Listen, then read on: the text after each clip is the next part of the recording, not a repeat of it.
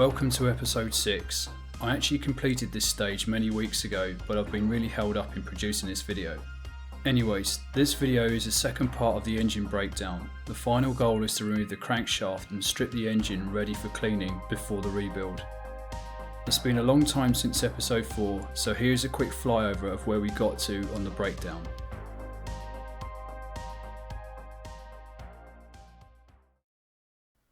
Okay, let's get to work. First job is to take off the engine accessories. Here is the knock sensor coming off. And now here is the oil temperature and pressure gauge block being removed.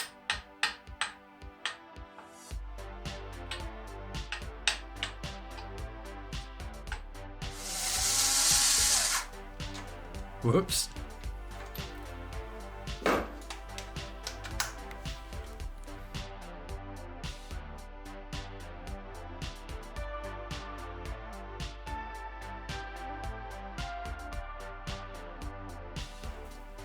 The engine oil dipstick tube has constantly been in my way, so that's the next thing to come off.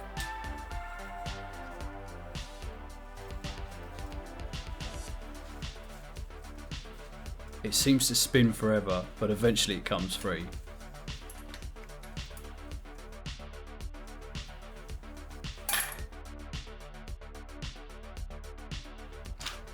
Finally, for this side, it's the oil pump. Some of the bolts on here were super stubborn, especially the long series ones through the alternator bracket, which are corroded and swollen. I have no idea how or why this happened, but they will be replaced and oiled before reassembly. It's like there's 101 bolts holding this thing on. They seem to be everywhere. The moment you think you're done, you find another one.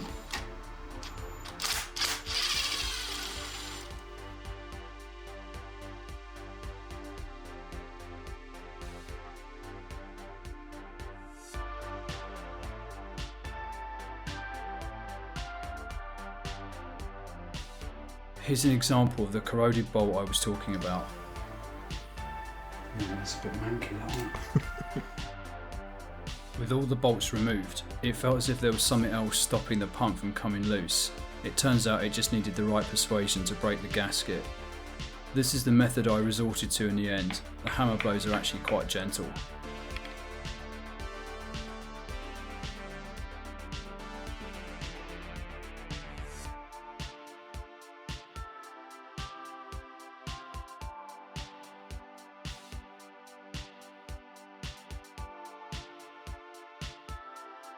Note there is a threaded insert in this location for the oil sump pickup pipe. We'll come back to that later. Next is the water pump located at the front of the engine. Removing the pulley wheel just makes removing the fixing bolts a bit easier. I thought the wheel might be stubborn, so I thought I'd have a go at it while it was still attached to something sturdy rather than struggle later. As it happens, it came off pretty easy. I really wouldn't be anywhere without my little impact driver now. It makes a doddle of these otherwise silly bolts. I don't know how I got on without it in the past. The pump is held on by these bolts around the outside, nothing too tricky.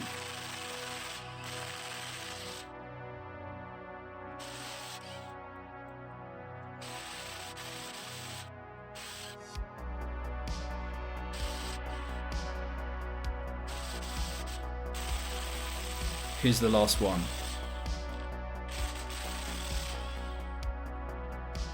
Ugh, thought I got all the water out. It turns out I was wrong. That's disgusting.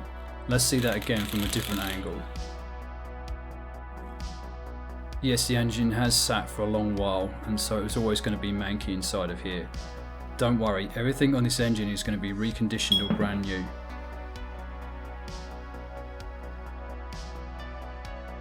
The last job is to take the front crank oil seal housing off. To do this, first the tooth cam belt pulley needs to come off the crankshaft. This is done with another 3D printed special tool. Again, the 3D printer is another tool I can't really do without. It's so handy for making bespoke tools to make these jobs really easy. It saves a lot of time and money compared to buying the official Lotus equipment.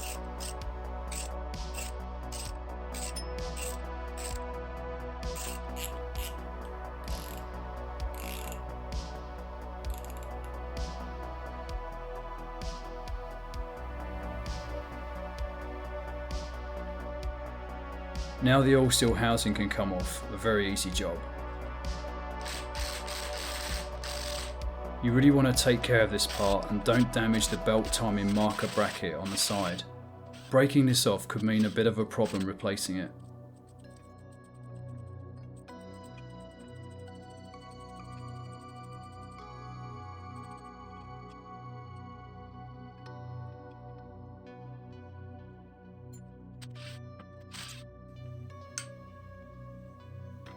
There is a little recess here specifically to pry on to break the gasket seal.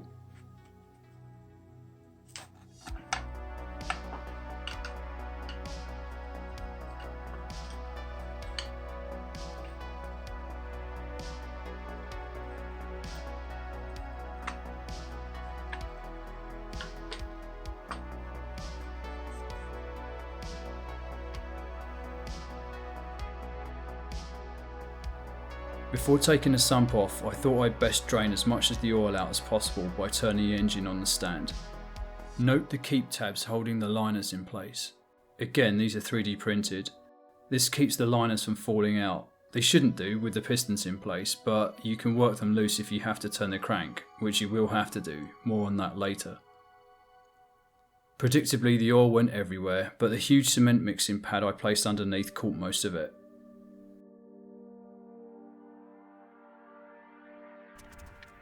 Sump removal is easy, just take off the bolts around the outside. The keen-eyed Lotus connoisseurs amongst you will notice this is an early engine due to the smooth pan sump. The later engines had a larger sump with ribs running down it. I may be fitting one of these later for additional oil capacity.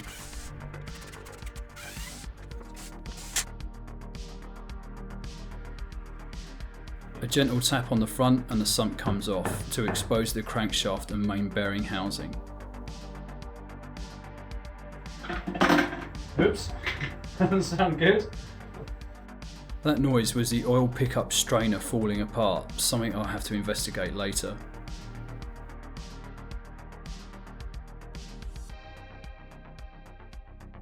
Here is a quick flyover of the crankshaft. The pipe in the middle is the oil pickup to the pump. The circular thing is the strainer, which I've just put back into place. So you remember back in episode 4 I levelled the pistons to get a better purchase on the connecting rod bolts when I took the sump off. Total waste of time.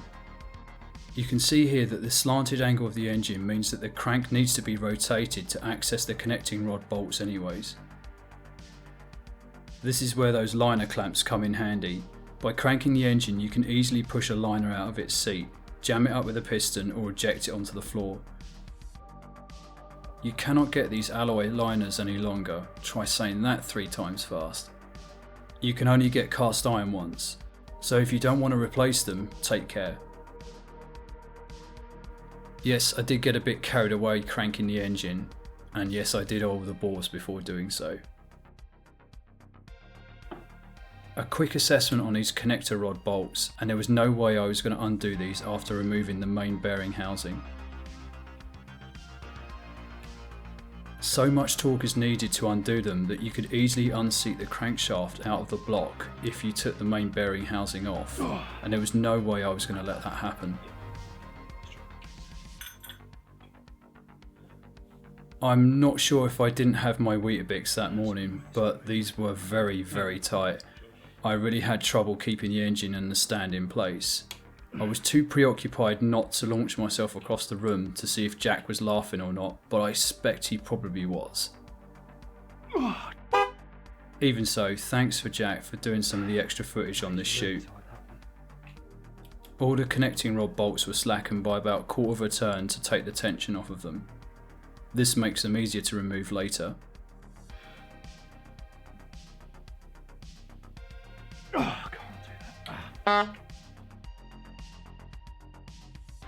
I'll let this footage roll for fun, but if you want to skip ahead to the next scene, hit the timeline below.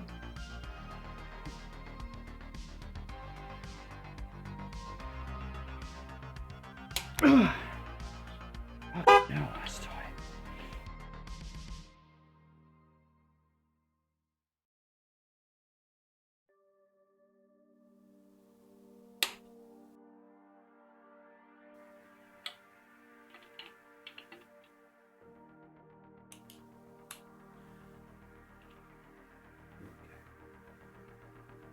sprockets anyway. But that's the key, is that? Yeah. Because you don't have to worry about it moving then. Okay, put your foot there. I'm glad we got that one off. Right, foot there, foot there. Yeah.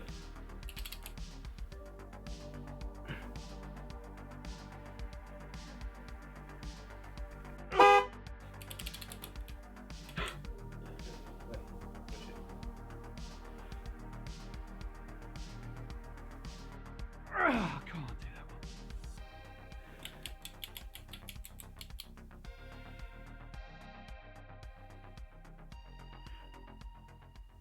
I can't believe it's so tight. I knew this was going to be tight. That's why I'm glad I didn't take this off. Oh, so I'll never get them off.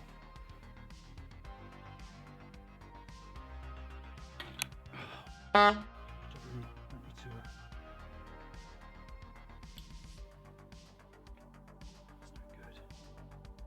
That's no good.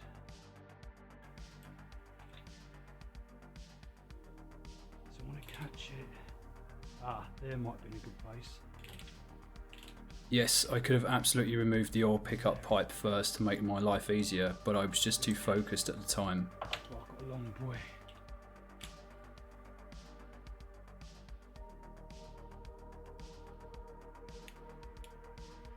That is a bit troublesome, that one. So yeah, you want to go like 180 for that one then. No, I think it's fine there. He'll be alright. He'll be alright. Bastard. We're having it.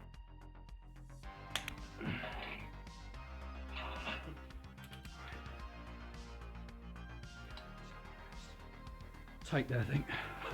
You catch my breath. With all the tension released on the connecting rod bolts, the main crank bearing housing can be removed to gain access to the crankshaft itself. As with the cylinder head bolts, there is a specific sequence which the nuts have to be released in. I'm not willing to make any silly mistakes here, so as always I number the fasteners with a paint pen just to make sure. Check out that save. The smaller 8mm fixings are released first. As before, each nut is loosened only a quarter of a turn before being fully released. Now for the main fixings.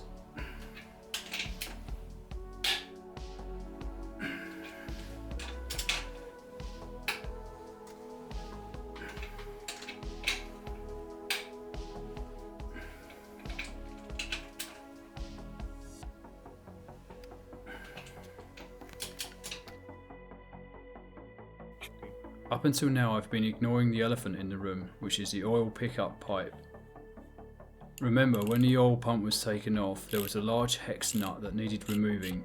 This secures the pipe into the block, so it needs to come off now. I managed to nobble a piece of 19mm hex bar for this job. The pipe needs to be tapped out of the hole. As it happens, the rubber grip on my ratchet is just the right size. As you can tell, I was pretty pleased about this. A few taps and the pipe sort of comes off, but it's still stuck on the threaded stud. The way I got it off in the end is to pry it as shown.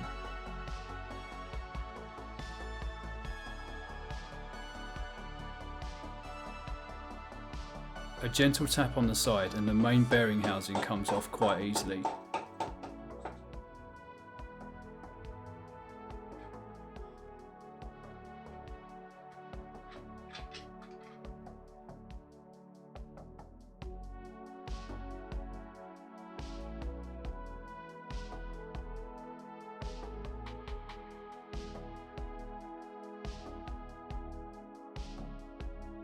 The loosened connecting rod bolts can now be removed and the connecting rod big end halves taken off to release them from the crankshaft.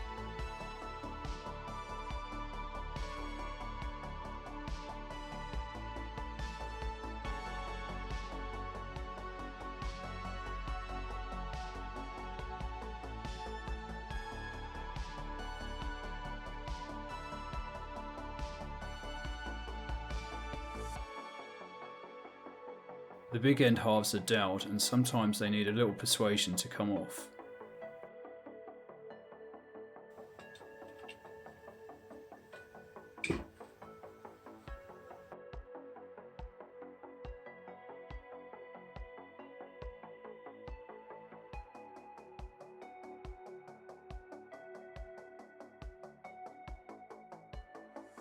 Now for the moment of truth.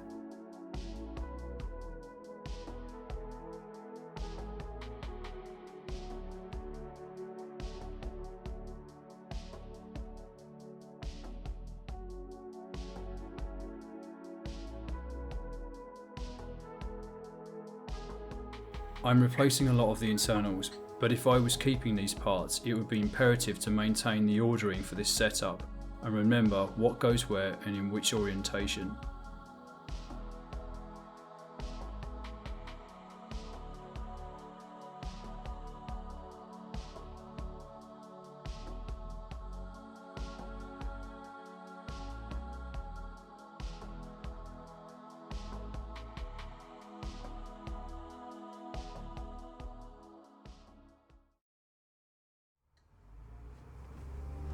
That is that. Done. Stay tuned for the next episode where I'll be looking at the condition of the engine and stripping down the ancillaries to their base components, including the full 15-minute unabridged version of me trying to take this circlip off.